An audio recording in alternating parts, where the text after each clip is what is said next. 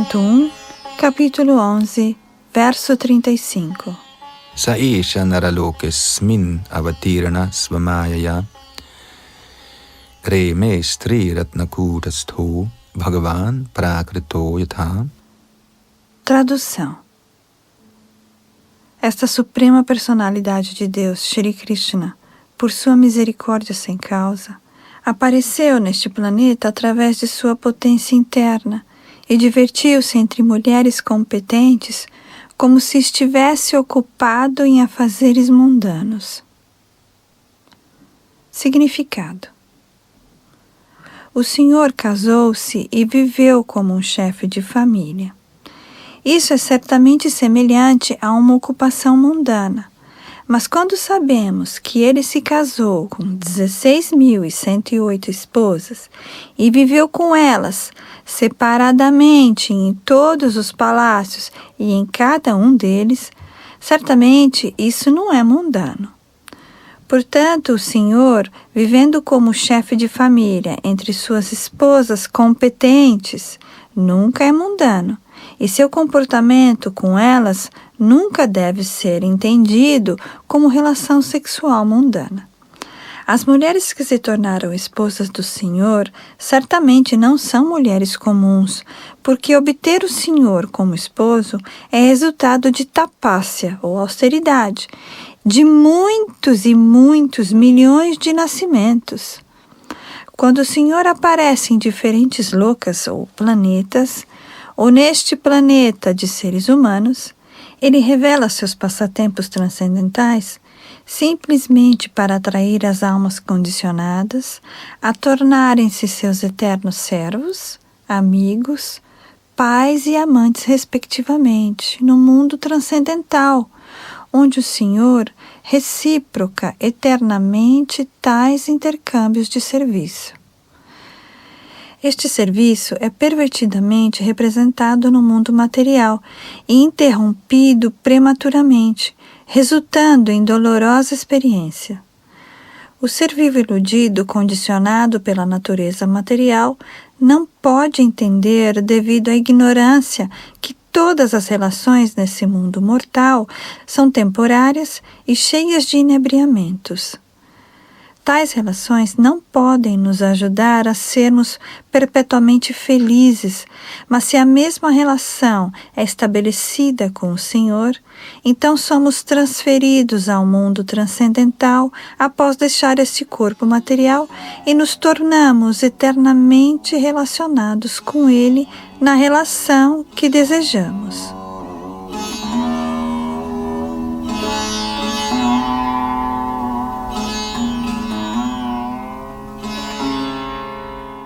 As mulheres entre as quais ele vivia como esposo não são, portanto, mulheres desse mundo mortal, mas estão eternamente relacionadas com ele como esposas transcendentais, uma posição que alcançaram pela perfeição do serviço devocional.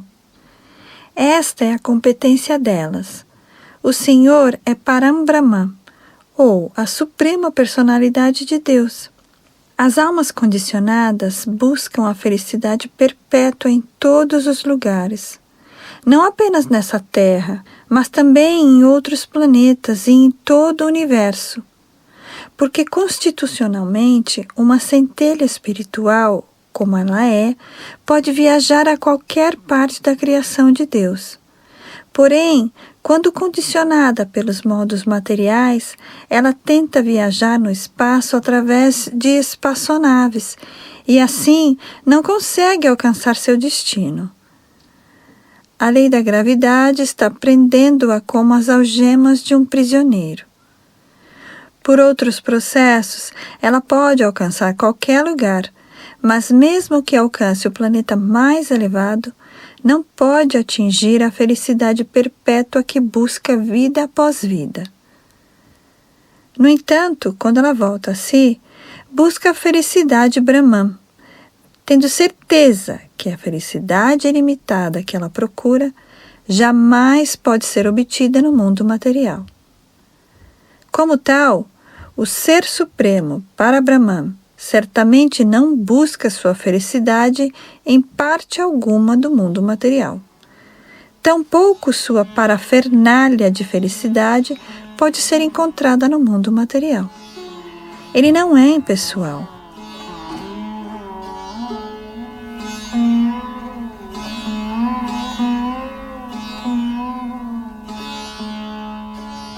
Por ser o líder e ser supremo entre inumeráveis seres vivos, ele não pode ser impessoal. Ele é exatamente como nós e tem por completo todas as propensões de um ser vivo individual.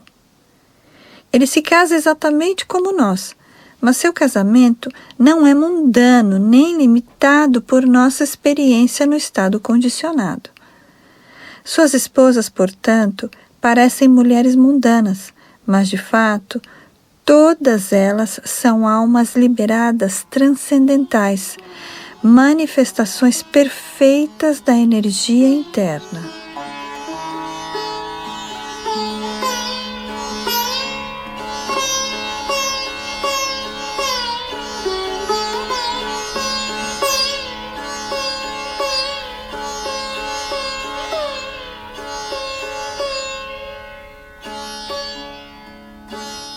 Canto 1, capítulo 11, verso 36. Uddama bhava pishunama lavalguhasa Vriravaluka nihatu madanu piyasam Samuhya chapam ajahat pramadottamasta Yasyendriyang vimathitung kuhakairana sheikuhu. Tradução. Embora os belos sorrisos e olhares furtivos das rainhas fossem todos imaculados e excitantes, e embora elas pudessem conquistar o próprio Cupido, fazendo com que, frustrado, abandonasse o arco, e embora mesmo o tolerante Shiva pudesse cair vítima delas, ainda assim, apesar de todos os seus atrativos e feitos mágicos, elas não podiam agitar os sentidos do Senhor. Significado: o caminho da salvação ou o caminho de volta ao Supremo sempre proíbe a associação com mulheres, e todo o esquema Sanatana Dharma ou Varnashram Dharma proíbe ou restringe a associação com mulheres. Como então pode alguém ser aceito como a suprema personalidade de Deus se está adicto a mais de 16.000 esposas?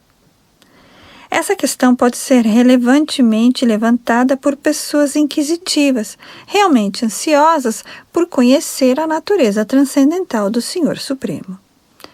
E para responder a tais perguntas, os sábios de Naimisharanya discutiram o caráter transcendental do Senhor neste verso e nos seguintes. Este verso deixa bem claro que os aspectos atrativos femininos que podem conquistar Cupido, ou mesmo o supremamente tolerante Senhor Shiva, não podiam conquistar os sentidos do Senhor. A ocupação de Cupido é provocar a luxúria mundânea. Todo o universo move-se pela agitação da flecha de Cupido. As atividades do mundo estão sendo executadas pela atração central de macho e fêmea. O macho busca a parceira que lhe apraz e a fêmea busca um macho adequado. Assim funciona o estímulo material. Logo que o macho se combina com a fêmea, o cativeiro material do ser vivo é pronto e fortemente travado pela relação sexual. E como resultado disso, a atração de macho e fêmea pelo docilar, terra natal, progenie corpórea, sociedade, amizade e acúmulo de riqueza, torna-se o campo ilusório de atividades. E assim se manifesta uma falsa, mas infatigável atração pela existência material temporária, que é cheia de misérias.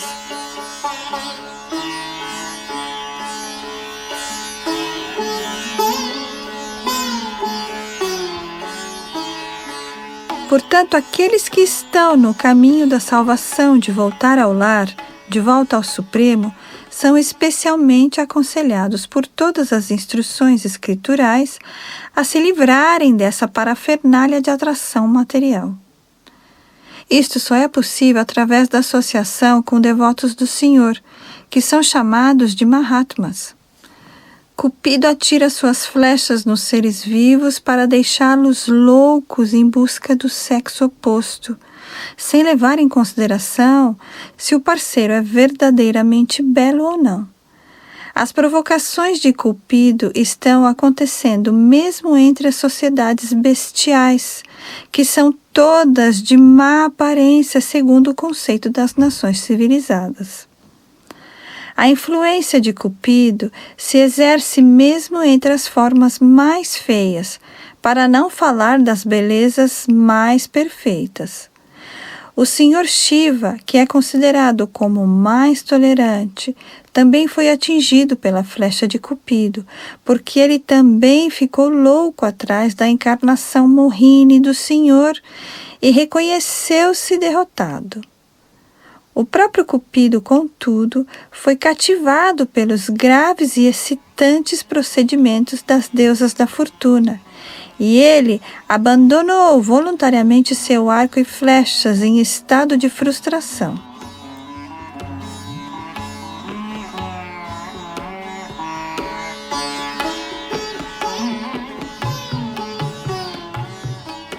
Assim era a beleza e a atração das rainhas do Senhor Krishna. Todavia, elas não podiam perturbar os sentidos transcendentais do Senhor. Isso porque o Senhor é todo perfeito, Atmarama, ou autossuficiente. Ele não precisa da ajuda alheia para sua satisfação pessoal. Portanto, as rainhas não podiam satisfazer o Senhor pelos seus atrativos femininos, mas elas satisfizeram-no por sua afeição e serviços sinceros. Somente pelo imaculado e transcendental serviço amoroso elas podiam satisfazer o Senhor, e o Senhor mostrou sua satisfação ao tratá-las como esposas em reciprocidade. Satisfazendo-se assim unicamente pelo serviço imaculado por elas prestado, o Senhor correspondia ao serviço assim como um esposo devotado.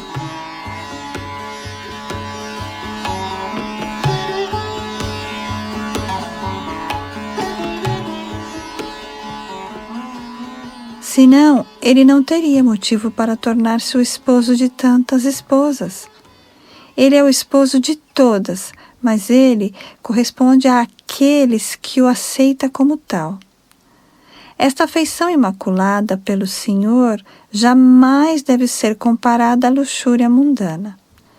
Ele é puramente transcendental, e os graves procedimentos que as rainhas revelavam em muitas maneiras femininas naturais também eram transcendentais, porque os sentimentos expressavam-se devido ao êxtase transcendental. Já se explicou no verso anterior que o Senhor parecia um esposo mundano, mas na verdade sua relação com suas esposas era transcendental, pura e não condicionada pelos modos da natureza material.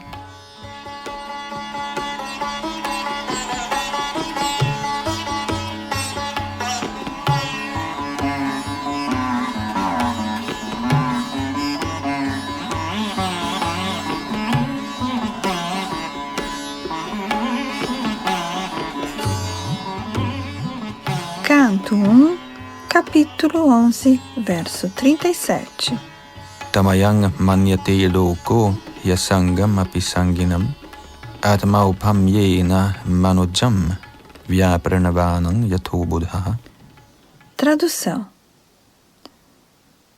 As almas condicionadas materialistas e comuns especulam que o Senhor é uma delas. Devido à sua ignorância, elas pensam que o Senhor é afetado pela matéria, embora ele seja desapegado. Significado. Aqui a palavra abhuta é significativa. Unicamente devido à ignorância, os argumentadores mundanos e tolos compreendem erroneamente o Senhor Supremo e divulgam suas imaginações imbecis entre as pessoas inocentes através da propaganda. O Supremo Senhor Shri Krishna é a original personalidade de Deus primordial, e quando esteve presente pessoalmente diante dos olhos de todos, ele manifestou completa potência divina em todos os campos de atividades. Conforme já explicamos no primeiro verso do Srimad Bhagavatam, ele é completamente independente para agir como lhe apraz, mas todas as suas ações são plenas de bem-aventurança, conhecimento e eternidade. Somente os tolos mundanos é que o interpretam mal, inconscientes de sua forma eterna de conhecimento e bem-aventurança, o que é confirmado na Bhagavad Gita e nos Upanishads. Suas diversas potências atuam num plano perfeito de sequência natural, e fazendo tudo por intermédio de suas diferentes potências, ele permanece eternamente o Supremo Independente. Quando desce ao mundo material, por sua misericórdia sem causa para com os diferentes seres vivos, ele o faz através de sua própria potência. Ele não está sujeito a nenhuma condição dos modos materiais da natureza. Ele desce como ele é originalmente. Os especuladores mentais interpretam-no mal, não como a pessoa suprema, mas consideram seus aspectos impessoais sob a forma do Brahman inexplicável, como sendo tudo. Tal concepção também é produto da vida condicionada, porque eles não podem ir além de sua própria capacidade pessoal. Portanto, aquele que considera o Senhor ao nível de sua potência limitada é apenas um homem comum. Tal homem não pode ser convencido de que a personalidade de Deus é sempre inafetada pelos modos da natureza material. Ele não pode entender que o Sol é sempre inafetado pela matéria infecciosa. Os especuladores mentais comparam tudo desde a perspectiva do conhecimento experimental deles próprios. Desse modo, quando o Senhor é encontrado agindo como uma pessoa comum no cativeiro matrimonial, eles consideram-no como um deles, sem considerar que o Senhor pode casar-se de uma só vez com 16.000 esposas ou mais. Devido a um pobre fundo de conhecimento, eles aceitam uma face da moeda, enquanto rejeitam a outra. Isso significa que, unicamente devido à ignorância, eles sempre pensam que o Senhor Krishna é semelhante a eles mesmos e tiram suas próprias conclusões, que são absurdas e sem qualquer autenticidade, de acordo com a versão do Srimad Bhagavatam.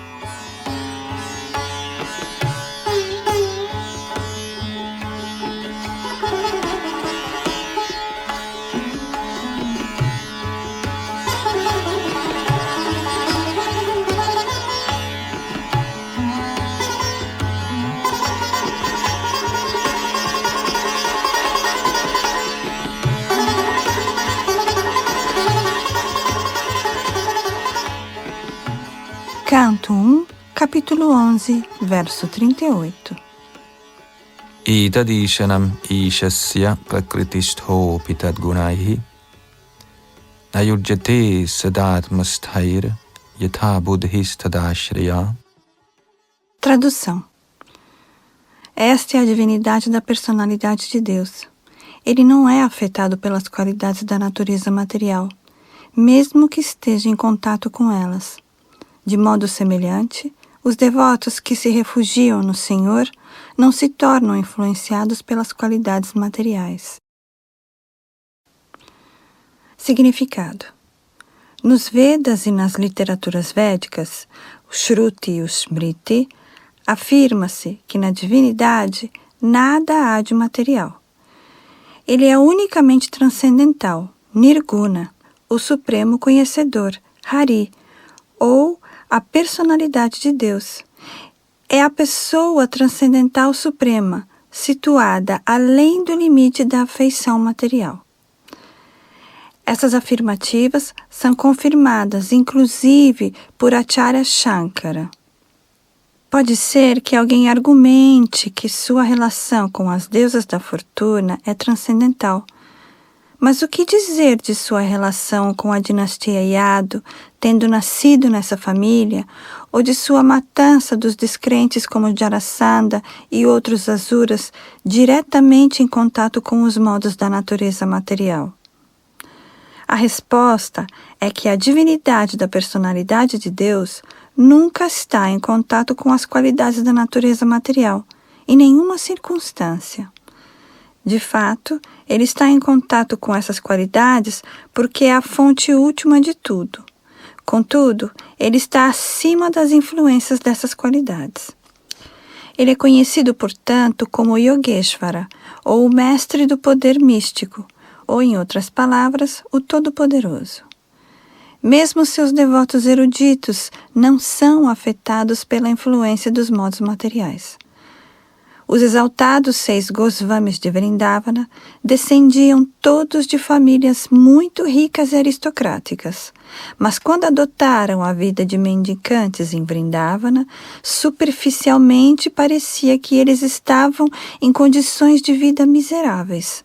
Mas, de fato, eles eram os mais ricos de todos, em valores espirituais. Tais Mahabhagavats, os devotos de primeira classe, embora movendo-se entre os homens, não são contaminados pela honra ou pelo insulto, fome ou satisfação, sono ou vigília, que são todos influências resultantes dos 3 modos da natureza material. Do mesmo modo, alguns deles estão envolvidos com relações mundanas e, todavia, são inafetados.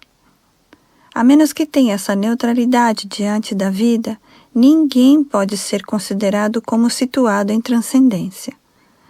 A divindade e seus associados estão no mesmo plano transcendental, e suas glórias são sempre santificadas pela ação de Yogamaya, ou a potência interna do Senhor.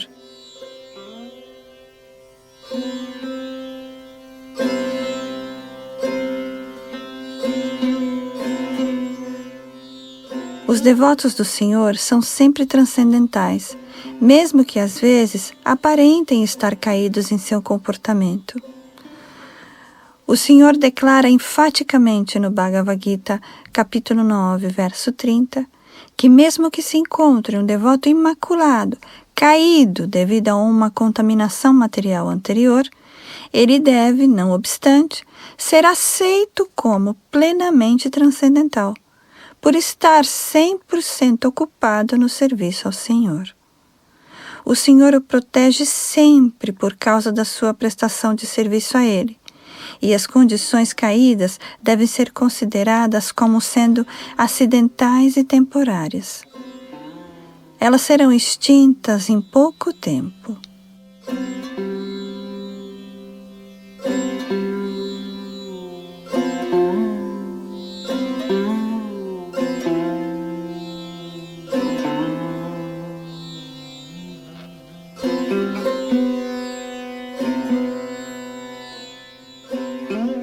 Canto 1, capítulo 11, verso 39.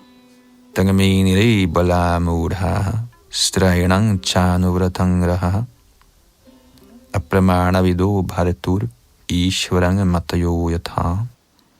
Tradução. As simples e delicadas mulheres verdadeiramente pensavam que o Senhor Shri Krishna, seu amado esposo, as seguia e estava dominado por elas. Elas eram inconscientes da extensão das glórias de seu esposo, assim como os ateístas são inconscientes dele como o controlador supremo. Significado. Mesmo as esposas transcendentais do Senhor Shri Krishna não conheciam completamente as glórias impenetráveis do Senhor. Essa ignorância não é mundana, porque há certa influência da potência interna do Senhor no intercâmbio de sentimentos entre ele e seus devotos associados eternos. O Senhor intercambia relações transcendentais de 5 maneiras, como proprietário, como mestre, amigo, filho e amante. E em cada um desses passatempos, ele atua plenamente através da potência de Yogamaya, a potência interna. Ele representa exatamente como um amigo em nível de igualdade com os vaqueirinhos, ou mesmo com amigos como Arjuna. Ele representa exatamente como um filho na presença de Yashoda-mata. Ele representa exatamente como um amante na presença das donzelas vaqueirinhas. E ele representa exatamente como um esposo na presença das rainhas de Dvaraka. Tais devotos do Senhor nunca pensam no Senhor como o Supremo, mas pensam nele exatamente como um amigo comum, um filho preferido, ou um amante ou um esposo muito querido ao coração e à alma. Assim é a relação transcendental entre o Senhor e seus devotos transcendentais, que agem como seus associados no céu espiritual, onde há inúmeros planetas Vaikuntha. Quando o Senhor desce, ele o faz justamente com seu séquito, para exibir um quadro completo do mundo transcendental, onde o amor puro e a devoção pelo Senhor prevalecem sem nenhum prestígio mundano e de domínio sobre a criação do Senhor. Tais devotos do Senhor são todas almas liberadas, representações perfeitas da potência interna ou marginal, em completa negação da influência da potência externa. As esposas do Senhor Krishna eram levadas a esquecer as imensuráveis glórias do Senhor através da potência interna, para que não pudesse haver qualquer defeito de intercâmbio. E elas tinham certeza de que o Senhor era um marido dominado, sempre a seguindo a lugares solitários. Em outras palavras, mesmo os associados pessoais do Senhor não o conhecem perfeitamente bem. O que então sabem os escritores de teses ou especuladores mentais sobre as glórias transcendentais do Senhor? Os especuladores mentais apresentam diversas teses quanto ao fato dele se tornar as causas da criação, os ingredientes da criação ou a causa material e eficiente da criação, etc. Mas tudo isso é apenas conhecimento parcial sobre o Senhor. Na verdade, eles são tão ignorantes como o homem comum. O Senhor só pode ser conhecido pela misericórdia dele mesmo e por nenhum outro meio. Mas uma vez que os relacionamentos do Senhor com suas esposas baseiam-se em amor e devoção puros e transcendentais, as esposas estão todas no plano transcendental, sem contaminação material.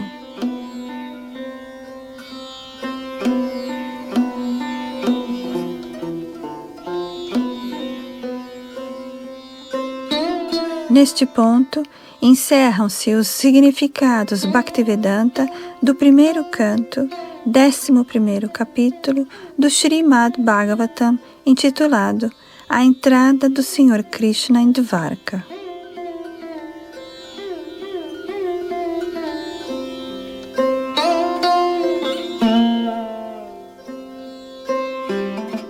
Canto 1, capítulo 12, O nascimento do imperador Parikshit. Verso 1. Shaunaka uvacha ashvatthama shrishtina brahma shirshnoru tejasa uttaraya hato garbha ishena jivita punaha. Tradução. O sábio Shaunaka disse: o ventre de Uttara, mãe de Maharaj Parikshit, foi arruinado pela medonha e incrível arma Brahmastra lançada por Ashvatthama. Mas Maharaj Parikshit foi salvo pelo Senhor Supremo. Significado. Os sábios reunidos na floresta de Naimisharanya perguntaram a Shuta Goswami sobre o nascimento de Maharaj Parikshit. Mas no decorrer da narração, Outros tópicos, como o lançamento da arma Brahmastra lançada pelo filho de Drona, sua punição por Arjuna, as orações da rainha Kunti, a visita dos Pandavas ao local onde Bhishmadeva estava deitado, suas orações e depois disso a partida do Senhor para Dvaraka foram discutidos. Sua chegada a Dvaraka e sua residência com 16.000 rainhas, etc., foram narradas. Os sábios estavam absortos em ouvir essas descrições, mas agora eles queriam voltar ao tópico original e assim Shonakarishi fez essa pergunta. Desse modo, o tema do lançamento da arma Brahmastra por parte de Ashvatthama é renovado.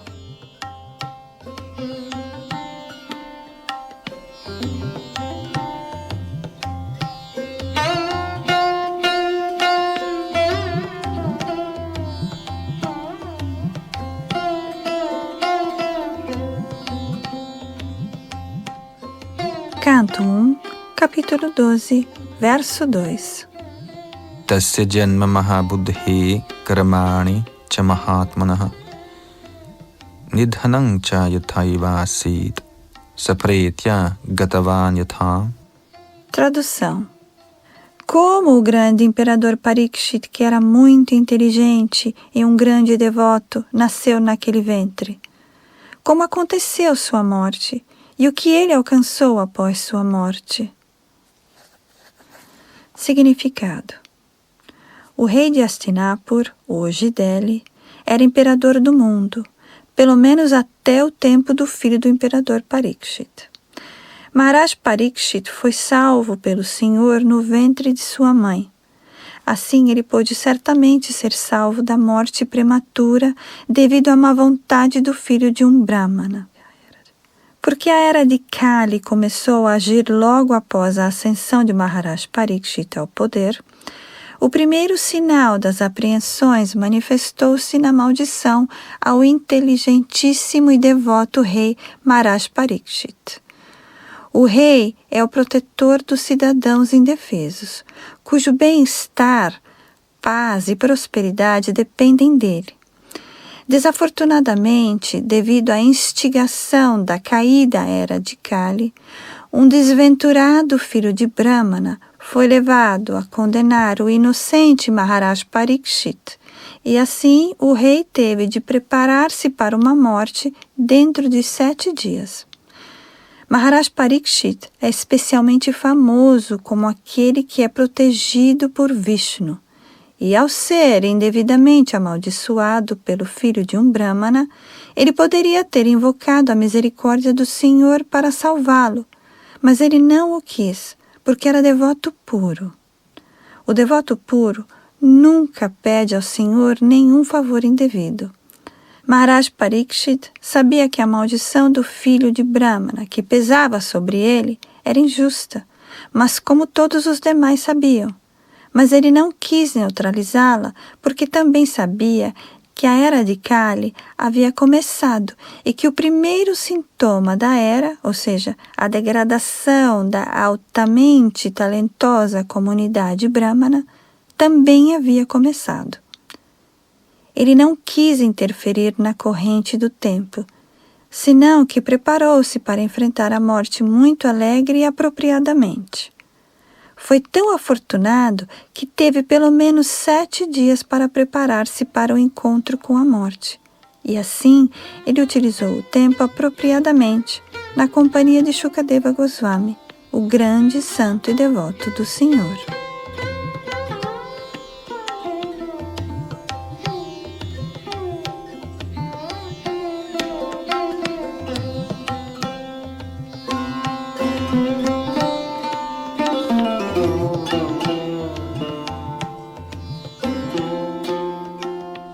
Canto 1, capítulo 12, verso 3.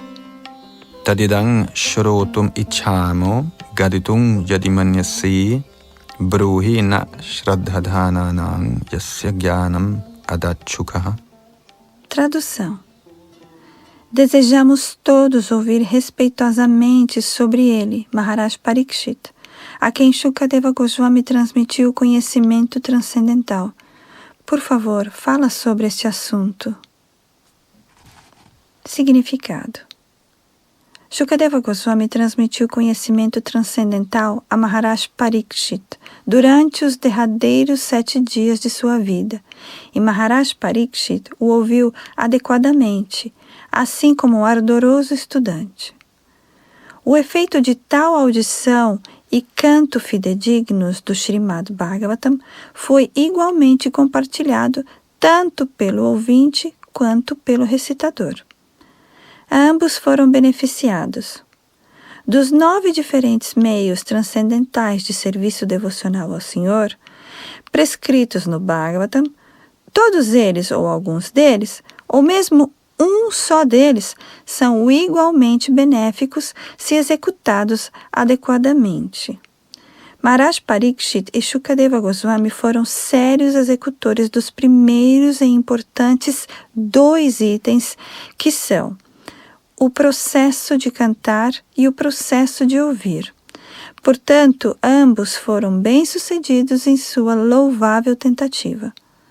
A compreensão transcendental é alcançada pela seriedade em ouvir e cantar, e por nenhum outro meio.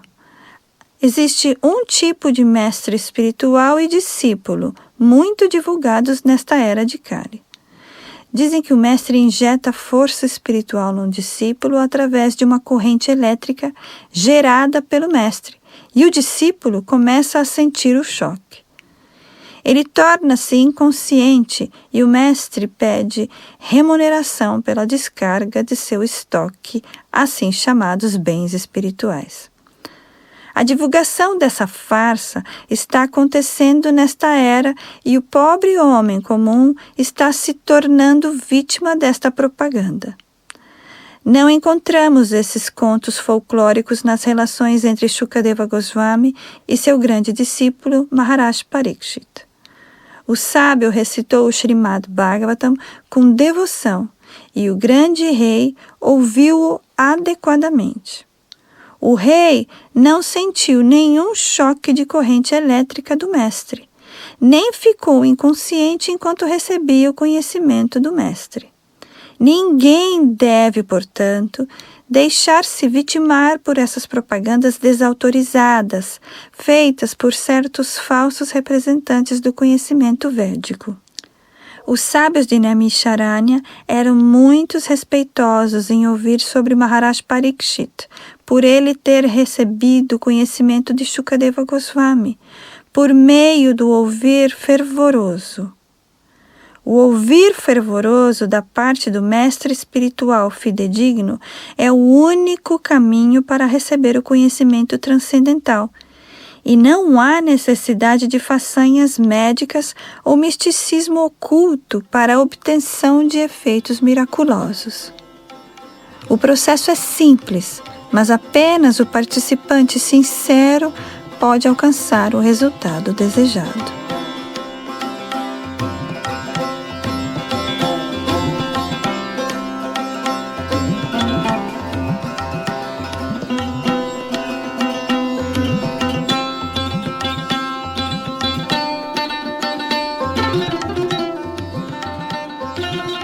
Canto 1, capítulo 12, verso 4.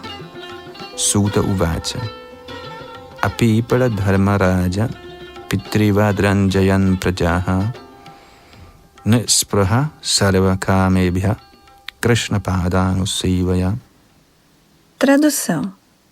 Shri Suta Goswami disse: o imperador Parikshit administrou generosamente a todos durante o seu reinado. Ele era exatamente como o pai dele. Ele não tinha ambição pessoal e estava livre de todas as espécies de gozo dos sentidos por causa de seu contínuo serviço aos pés de lótus do Senhor Shri Krishna. Significado. Como foi mencionado em nossa introdução, existe a necessidade da ciência de Krishna na sociedade humana para toda a humanidade sofredora do mundo. E nós simplesmente pedimos às personalidades que lideram todas as nações que adotem a ciência de Krishna para seu próprio bem, para o bem da sociedade, para o bem de todas as pessoas do mundo. Assim, isso confirma-se aqui através do exemplo de Maharaj Yudhishthira, a personalidade da bondade. Na Índia, as pessoas anseiam pelo Ramaraja, porque a personalidade de Deus foi o rei ideal e todos os outros reis ou imperadores da Índia controlavam o destino do mundo para a prosperidade de todos os seres vivos que nascessem na Terra. Aqui a palavra praja é significativa. O significado etimológico da palavra é aquilo que nasce. Na Terra há muitas espécies de vida, desde os seres aquáticos até os seres humanos perfeitos, e todos são conhecidos como prajas. O Senhor Brahma, o criador desse universo particular, é conhecido como o Prajapati, porque é o avô de todos que têm nascido. Desse modo, Praja é usado num sentido mais amplo que o usado atualmente. O rei representa todos os seres vivos, os seres aquáticos, as plantas, árvores, répteis, pássaros, animais e homens. Todos eles são partes integrantes do Senhor Supremo. Bhagavad Gita, capítulo 14, verso 4. E o rei, sendo o representante do Senhor Supremo, tem o dever de proteger a todos. Isso não acontece com os presidentes e ditadores do sistema desmoralizado de administração de hoje, onde os animais inferiores não recebem nenhuma proteção, enquanto os animais superiores recebem suposta proteção. Mas essa é uma grande ciência que só pode ser aprendida por alguém que conheça a ciência de Krishna. Conhecendo a ciência de Krishna, a pessoa pode tornar-se o ser humano mais perfeito do mundo. E a menos que se tenha conhecimento dessa ciência, todas as qualificações e diplomas de doutorado adquiridos através da educação acadêmica são estragados e inúteis. Maharaj Yudhishthira conhecia muito bem essa ciência de Krishna, pois aqui se afirma que, pelo contínuo cultivo dessa ciência, ou pelo contínuo serviço devocional ao Sr. Krishna, ele adquiriu a qualificação de administrador do Estado. Às vezes, o pai é aparentemente cruel com o filho, mas isso não significa que o pai perdeu sua qualificação de pai. Pai é sempre pai, porque ele sempre deseja de coração o bem do filho. O pai quer que todos os seus filhos tornem-se homens melhores que ele mesmo. Portanto, um rei como Maharaj Yudhishthira, que era a personalidade da bondade, queria que todos, sob sua administração, especialmente os seres humanos que têm consciência mais bem desenvolvida, se tornassem devotos do Sr. Krishna, para que todos pudessem livrar-se da mesquinhez da existência material. Seu lema de administração era: todo o bem para os cidadãos. Pois, como a bondade personificada, ele sabia perfeitamente bem o que é realmente bom para eles. Ele conduzia a administração baseado nesse princípio, e não no princípio Rakshashi demoníaco de gozo dos sentidos. Como rei ideal, ele não tinha ambição pessoal, e não havia lugar para o gozo dos sentidos, porque todos os seus sentidos estavam ocupados a cada momento no serviço amoroso ao Senhor Supremo, que inclui o serviço parcial aos seres vivos, que formam partes integrantes do todo completo. Aqueles que se ocupam em prestar serviço às partes integrantes, deixando de lado o todo, apenas desperdiçam tempo e energia, assim como o faz alguém ao regar as folhas de uma árvore sem regar a raiz. Se vertemos água na raiz, as folhas vivificam-se perfeitamente e automaticamente. Mas se a água é vertida somente nas folhas, toda a energia é desperdiçada.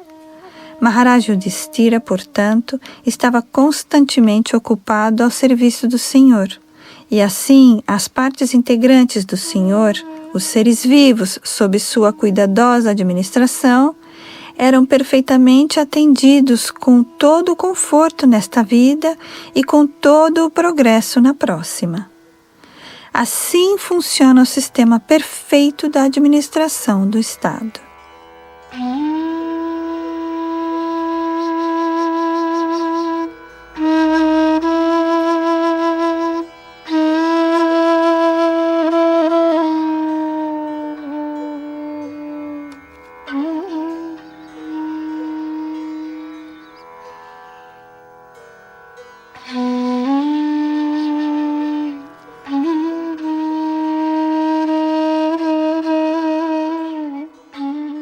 Canto 1, capítulo 12, verso 5.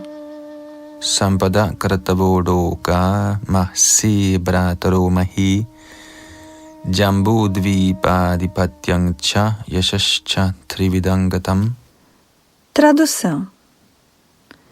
Até mesmo aos planetas celestiais chegaram as notícias sobre as posses mundanas de Maharaj Yudhishthira, os sacrifícios pelos quais ele alcançaria um destino melhor, sua rainha, seus irmãos vigorosos, seu extenso território, sua soberania sobre o planeta Terra, sua fama e assim por diante.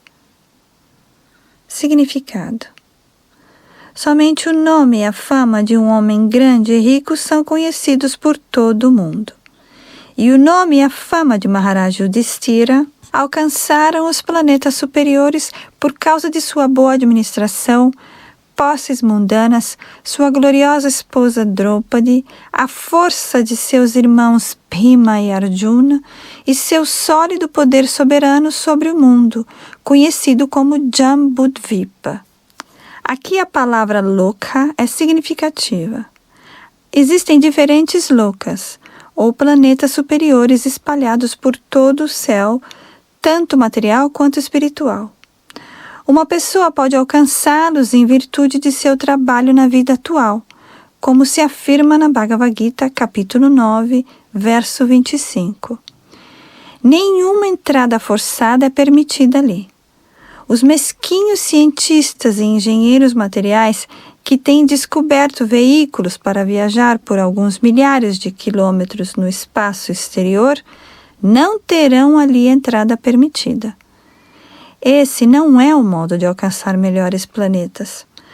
A pessoa deve qualificar-se para entrar em tais planetas felizes através do sacrifício e do serviço. Aqueles que são pecaminosos a cada passo da vida podem esperar apenas serem degradados à vida animal para sofrer cada vez mais as dores da existência material. Isso também afirma Bhagavad Gita, capítulo 16, verso 19. Os bons sacrifícios e as qualificações de Maharaj Yudhishthira eram tão majestosos e virtuosos que mesmo os residentes dos planetas celestiais superiores já estavam preparados para recebê-lo como um deles.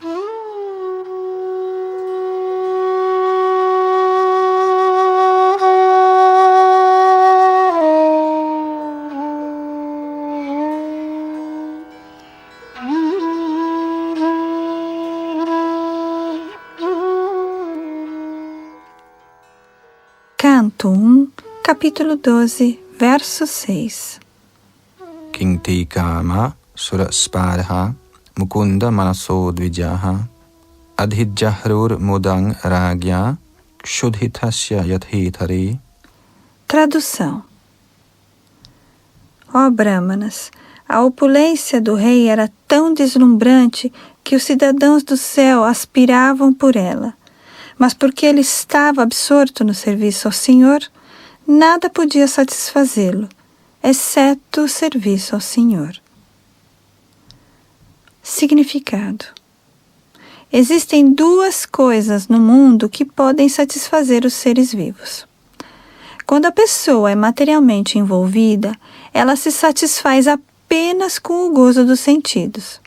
Mas quando ela é liberada das condições dos mundos materiais, ela se satisfaz somente prestando serviço amoroso para a satisfação do Senhor. Isso significa que o ser vivo é constitucionalmente um servidor, e não aquele que é servido. Estando iludida pelas condições da energia externa, a pessoa pensa falsamente que é servida, mas na verdade ela não é servida. Ela é o servo dos sentidos, como a luxúria, o desejo, a ira, a avareza, o orgulho, a loucura e a intolerância. Quando a pessoa retorna à razão pela aquisição de conhecimento espiritual, ela compreende que não é o senhor do mundo material, mas é apenas servo dos sentidos. Nesse momento, ela implora para servir ao Senhor e assim tornar-se feliz, e não se deixe iludir pela assim chamada felicidade material. Maharaj Yudhishthira era uma das almas liberadas, e, portanto, para ele, não constituía prazer um vasto reino, uma boa esposa, irmãos obedientes, súditos felizes e um mundo próspero. Essas bênçãos seguem automaticamente um devoto puro, mesmo que o devoto não aspire a elas. O exemplo aqui estabelecido é perfeitamente adequado. Está dito que aquele que está com fome jamais se satisfaz com outra coisa que não seja comida.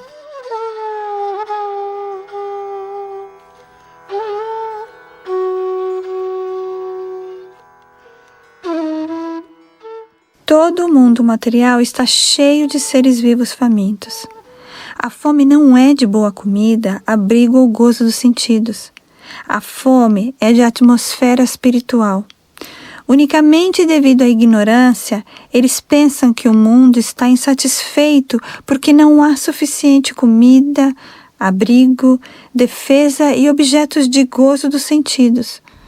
Isso chama-se ilusão. Enquanto o ser vivo está faminto de satisfação espiritual, ele é erradamente representado como materialmente faminto. Mas os líderes tolos não podem ver que mesmo as pessoas que são materialmente satisfeitas com mais suntuosidade ainda estão famintas. E qual é sua fome ou pobreza? Essa fome é verdadeiramente de alimento espiritual, abrigo espiritual, defesa espiritual e deleite espiritual dos sentidos. Pode-se obter essas coisas na associação com o Espírito Supremo, o Senhor Shri Krishna, e por isso aquele que as tem não pode ser atraído pelos assim chamados alimento, abrigo, defesa e gozo dos sentidos do mundo material, mesmo que sejam saboreados pelos cidadãos dos planetas celestiais. Portanto, na Bhagavad Gita, capítulo 8, verso 16, o Senhor diz que mesmo no planeta mais elevado do universo, que é Brahmaloka, onde a duração de vida é multiplicada por milhões de anos de acordo com os cálculos da Terra, não podemos satisfazer nossa fome. Essa fome só pode ser satisfeita quando o ser vivo situa-se em imortalidade, a qual é alcançada no céu espiritual, muito, muito acima de Brahmaloka, na companhia do Senhor Mukunda, o Senhor que concede a seus devotos o prazer transcendental da liberação.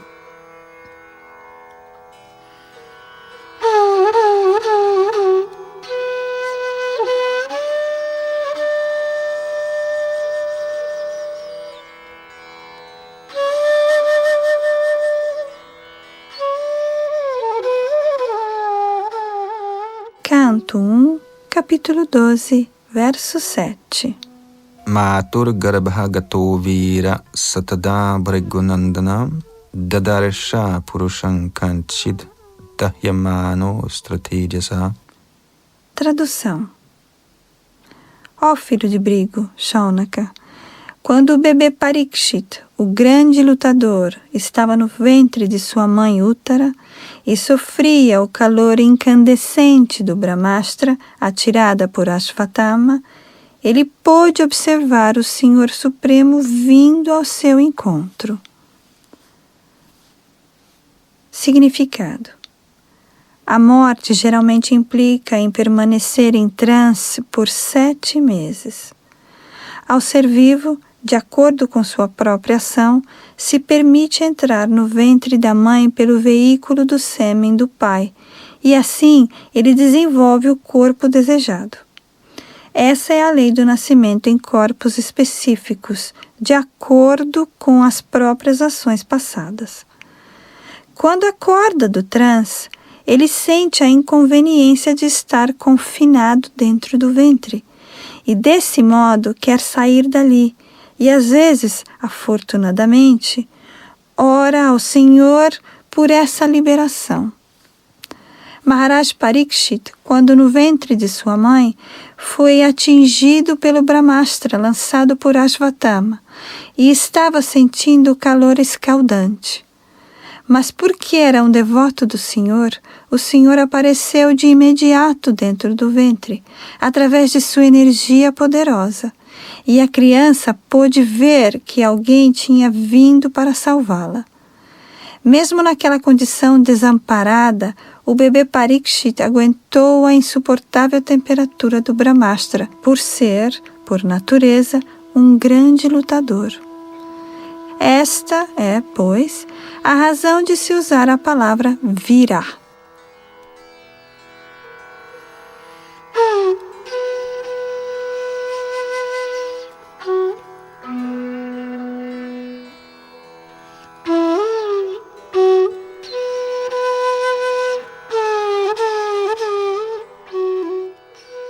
Canto 1, capítulo 12, verso 8.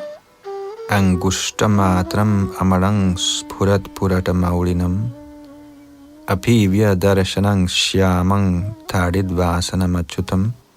Tradução: Ele, o Senhor, tinha a altura de apenas 1 polegar, mas era completamente transcendental.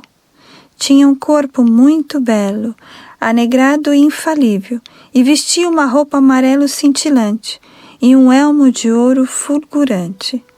A criança ouvia dessa maneira. Canto 1, capítulo 12, verso 9. Shrimad dirgha chaturbahum taptakanchana kundalam kshatajjaksham gada panim atmana saravato disham paribhramantam ulkabham brahmayantam gadangamuhu. Tradução: O Senhor estava enriquecido com 4 braços, brincos de ouro fundido e olhos ardendo em fúria. Conforme ele caminhava, sua massa constantemente circundava-o, como uma estrela cadente. Significado: No Brahma Samhita, capítulo 5, se diz que o Senhor Supremo Govinda, através de uma porção plenária sua, entra no halo do universo e distribui-se como Paramatma, ou a super-alma, não apenas dentro do coração de cada ser vivo, como também dentro de todos os átomos dos elementos materiais.